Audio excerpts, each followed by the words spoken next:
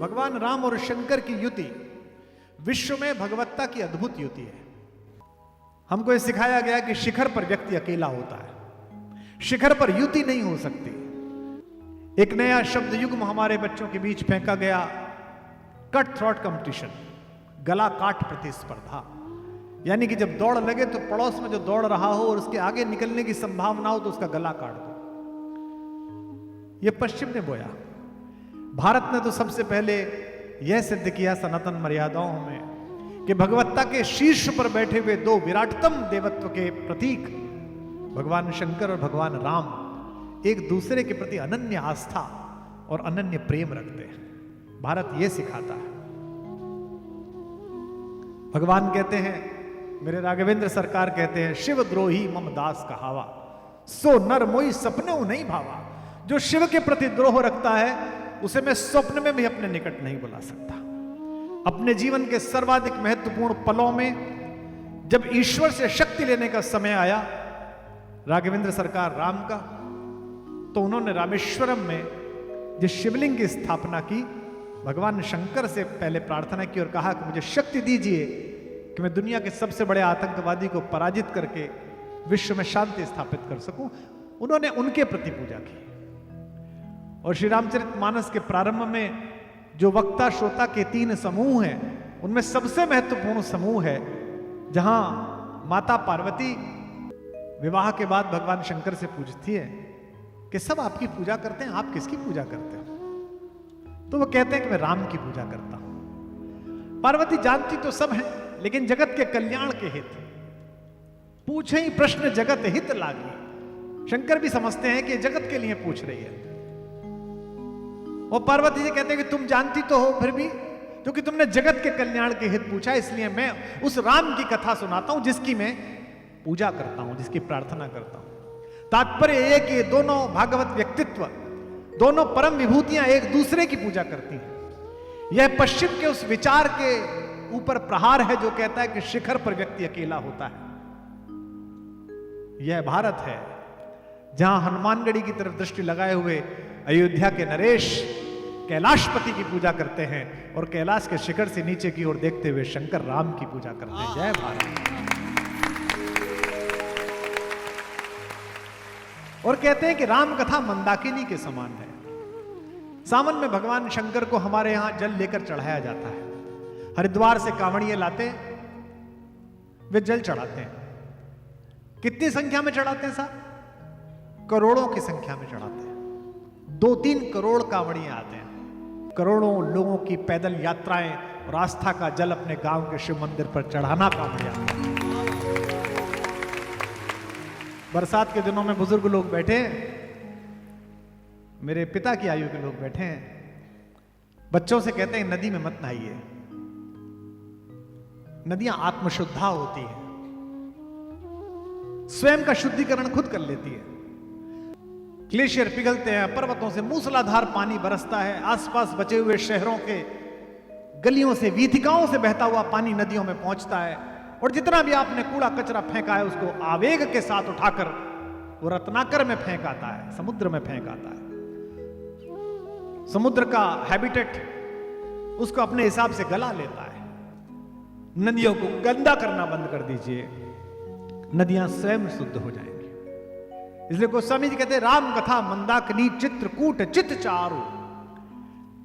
राम कथा रूपी मंदाकिनी चित्रकूट में जो बहती है, और हृदय रूपी चित्रकूट में अगर बहे तो कैसे? तुलसी सुभग स्नेह वन सिय रघुवीर विहार। अगर हृदय को स्नेह से भरा हुआ वन बना लिया है तो उसमें निश्चित रूप से, जैसे चित्रकूट में भगवान ने अपनी जगदम्बा हमारी मां के साथ विहार किया, ऐसे सिय रघुवीर विहार।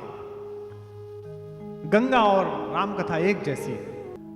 तो नदियों में नहाने के लिए मना कर दिया गया कि नदियों में कोई नहाएगा नहीं।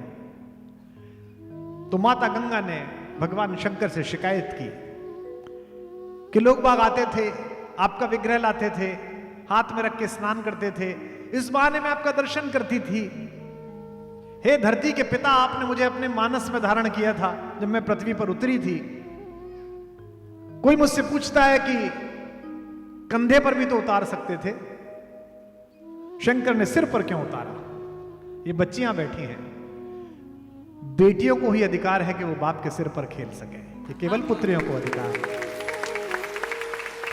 बेटों को अधिकार नहीं है। बुरा मत मानिएगा, यहां बैठे होंगे बेटों के बाप, किसी बेटे की हिम्मत नहीं है कि पिताजी के कंधे पर चढ़ जाए, लेकिन बेटियों को अधिकार है, पोतियों को अधिकार है।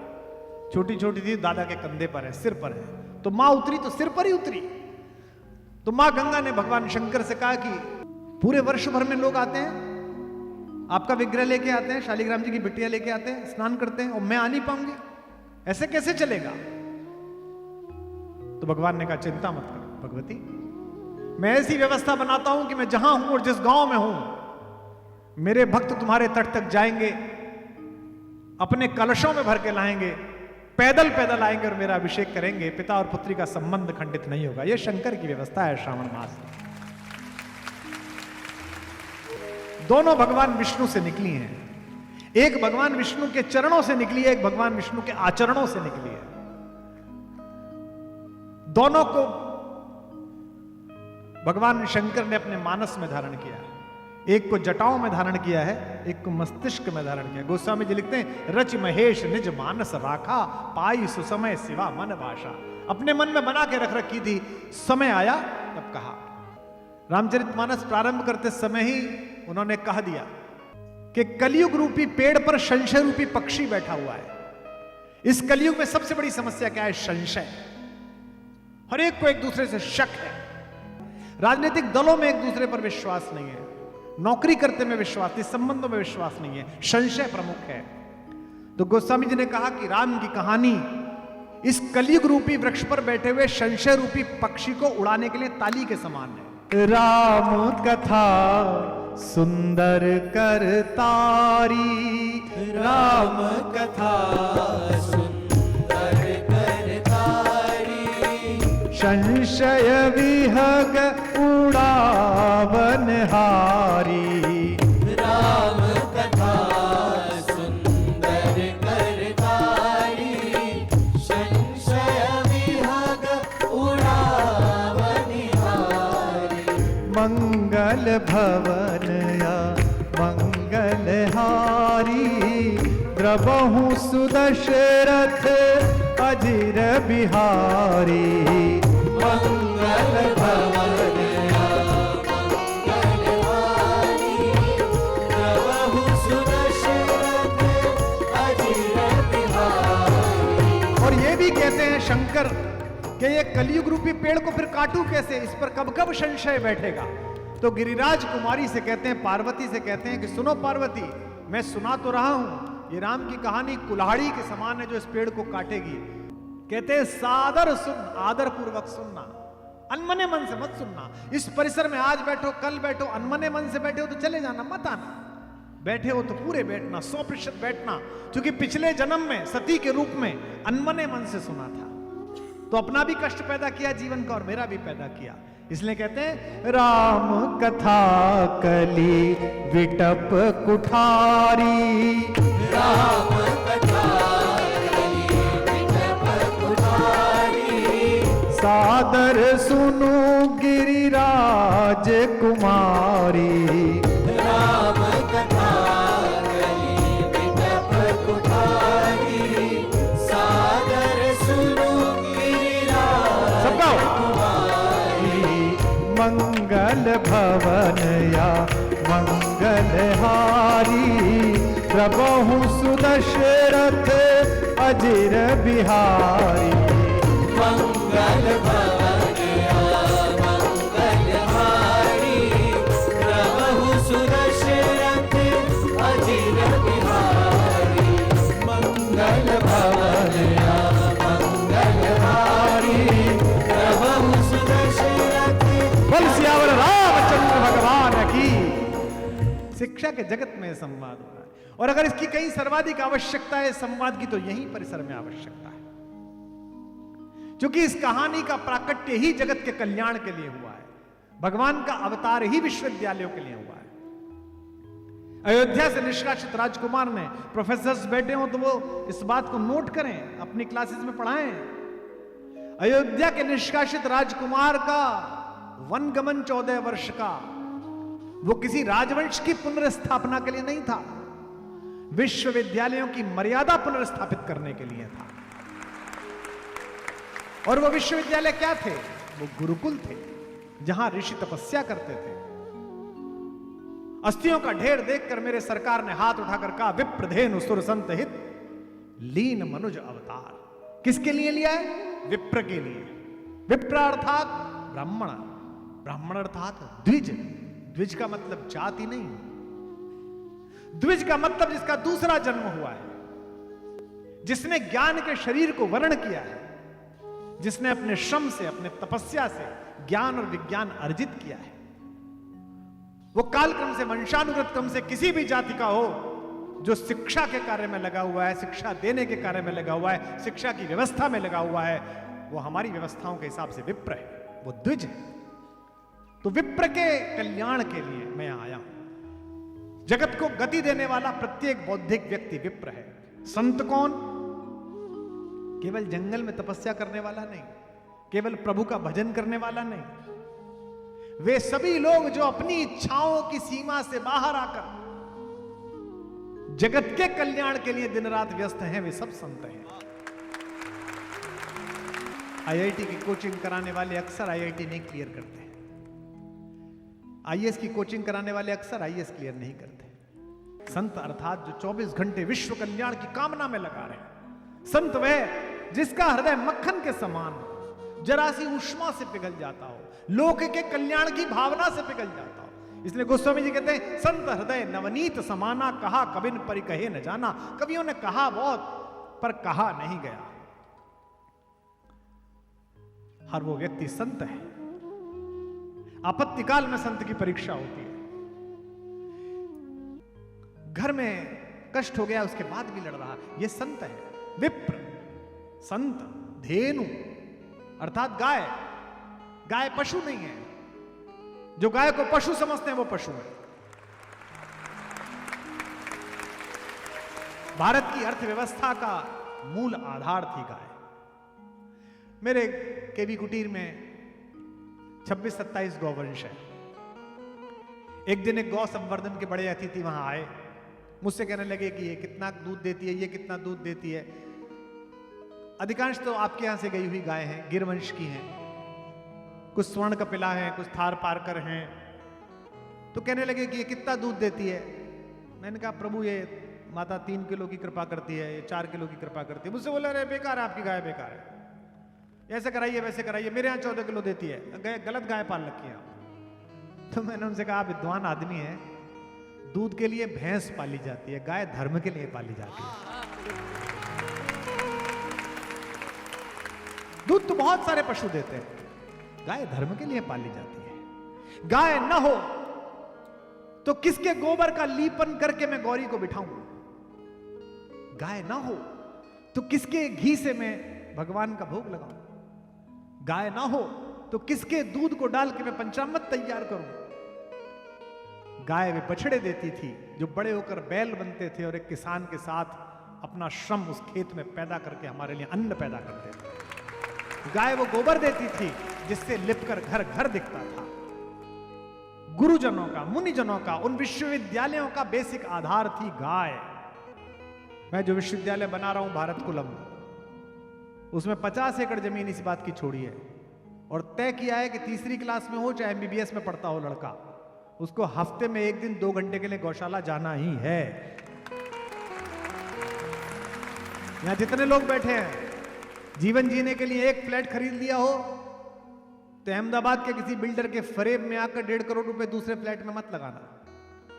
यहां से 40 किलोमीटर दूर एक 10 बीघे जमीन खरीदो, उसको कांटों से घेरो, बाड़ बनाओ, 2-3 कमरे बनाओ, 2 गौवंश ला के रखो, 1 गौ सेवक रखो, खुद जाते रहो और फिर देखना क्या कृपा आप पर बरसेगी, क्या अद्भुत आपके घर में आनंद आएगा। गाय सिर्फ प्राणी नहीं, वो भारत की गुरुकुलों की आर्थिक स्वायत्तता थी। गुरुकुल का मुंह राजा की तरफ ना जाए, तो इस विप्र का, यानी कि अध्ययन करने वाले ऋषि का, इस संत का इस देवत्व से भरे हुए गुरु का और इस धेनु का संगम कहां पर, ये चारों इकट्ठे कहां होते हैं? ये इकट्ठे होते थे विश्वविद्यालयों में। ये रामकथा की आवश्यकता सबसे अधिक अगर है तो भारत के विश्वविद्यालयों में है।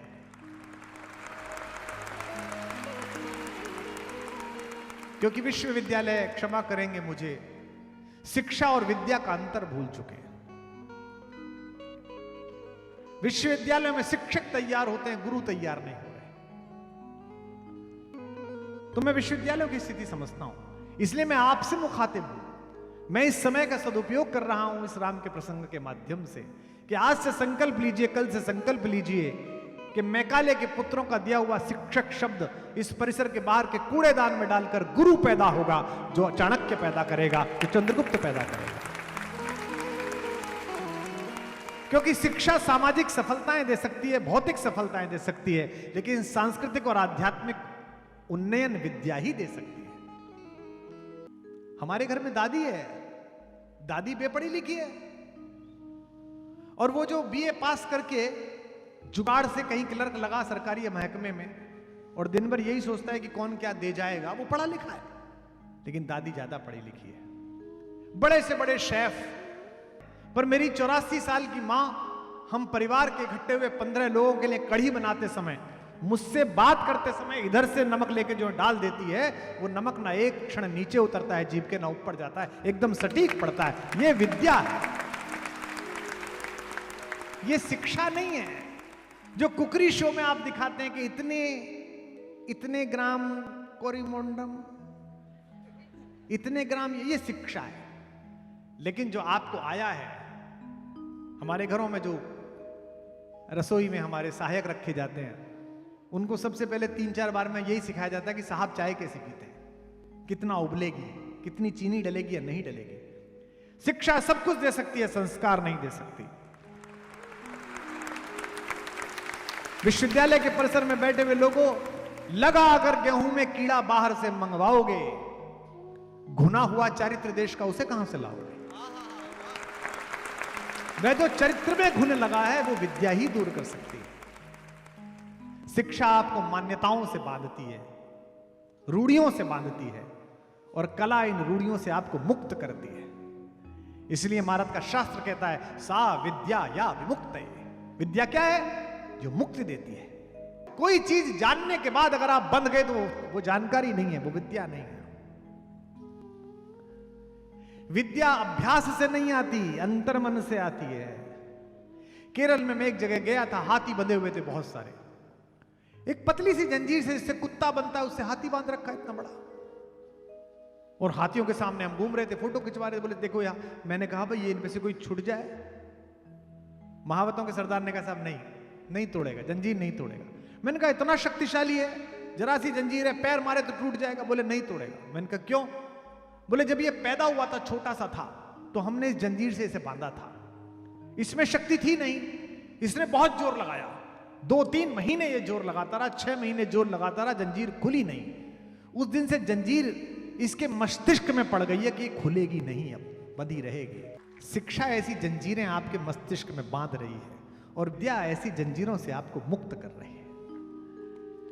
इसलिए गोस्वामी जी कहते हैं, गुरु ग्रह गए पढ़न रघुराई, अल्पकाल विद्या सब पाई। शिक्षा नहीं पाई, ऐसा नहीं था कि गोस्वामी जी को शिक्षा का शब्द का महत्व पता नहीं था। कविता के लोग बैठे होंगे, शिक्षा और विद्या में बराबर मात्रा है। और विद्या भी कैसे पाई? गुरु के चरणों में बैठकर पाई। या विद्यार्थी बैठे होंगे, आपसे यही कहना है, लेना है तो चरणों में बैठकर। पराक्रमी रावण के पृथ्वी पर गिर जाने के बाद, जब उसमें थोड़े से प्राण शेष बचे थे, अंतिम सांसें ले रहा था, भगवान ने अपने छोटे भाई लक्ष्मण से कहा, यह बड़ा नीतिज्ञ है, बहुत ज्ञानी है, अब शरीर छोड़ रहा है, अभी भी समय है, जाओ इससे कुछ सीखो, विनम्रता से जाकर बात करो। उनके सिर के पास खड़े होकर भगवान के छोटे भाई शेषावतार लक्ष्मण जी ने कहा कि मैं दशरथ का पुत्र, मर्यादा पुरुषोत्तम श्री रामचंद्र जी का छोटा भाई लक्ष्मण, आपसे अनुरोध करता हूं कि मुझे कुछ नीति की शिक्षा दीजिए।